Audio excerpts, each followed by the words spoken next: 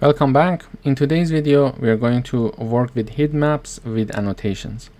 So again, here we are setting the style to be white grid, and we are having the random seed to be 42. So when I have this line of code, every time that I run the code, I'm going to get the same data.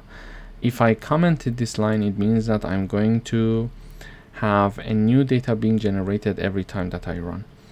Then I'm having a 10 by 10 matrix with random values. So random function from the NumPy library is used for a 10 by 10 matrix, and it is assigned to data.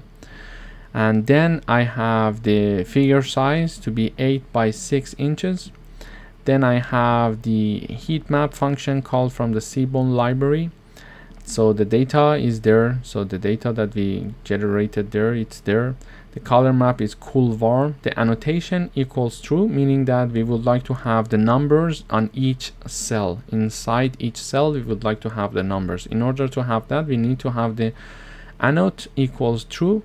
Then we are having the FMT equals 0.2 F, meaning that we would like to have up until 2 decimals for the numbers that are printed in each cell. So 0.2 F, 2 decimals.